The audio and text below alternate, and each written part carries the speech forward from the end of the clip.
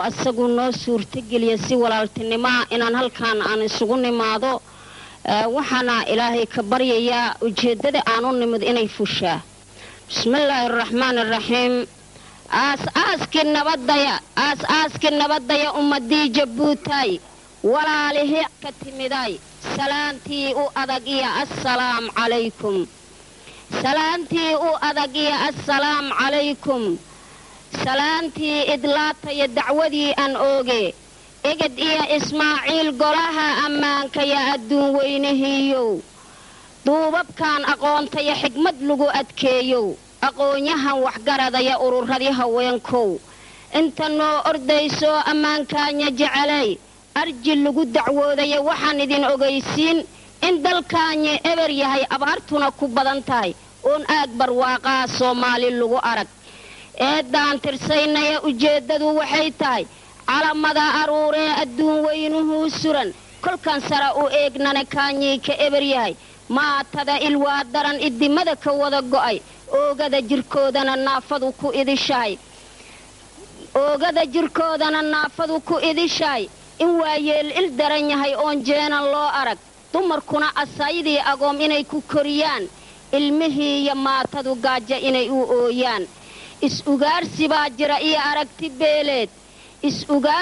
jira iyo aragti beeleed ruuxan eedba kaa gelin oo aarsi loo dilo in ammaanku liitana indhahow markaatiya nimayahow islaamka ya alla minaad rumayseen ashahaad ka qiraysaan salaadana ad oogtaan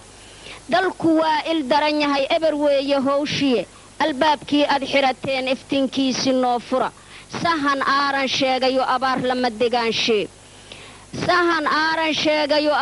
degaanshe wuxuu uurku jecel yahay ishu baadi goobtaa qalaawadi adkeediya ishaaradu waxay tahay dalkayagii abaarsada inuu aaran naqa rabo dagaalkiina ururadu inay soo afjarayaan inay beerihii ayax ka ammaan gelayaan geelii irmaangeba inuu eger kamaal yahay 9 sana albaab xiran furihiisii aasnaay inuu yahay Ismaaciil waxaa uurka lagu sabi ilmo ubadkuna ku seexdaan in abaabulkii fula rajadiina adag tahay walaalayaal gabow aad ayuu u sii fogyahay saacaduna way gaaban tahay marka waxaan rabaa walaalaha halkaan shirka ku qabana inaan ayagana laba kelmad u soo jeediyo gabagaan tiri doona waxa la yiraahdaa cajiib gabagaan cajiibka ciwaankiisu wuxuu yahay shimbir calanka noo sida ciladhaana waa yiri codka iyo ujeedada cabirkiisu wuxuu yahay see dawla caadila dalka uga curaynaa guddi caadilaanahay oo ka caafimaad qaba cudurrada qabiilka inuu qaranku curayo calankuna badbaadaan caam ugu shaqaynaa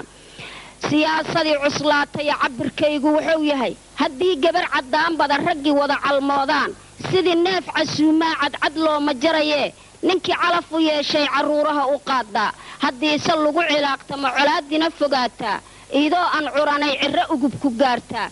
cadkaanow ku ciiday amba waa ku cunayaa caadaan wacnayn iyo waa shay cajaa'ibah waana ceebyo lama arag iyo dhaqan carruureed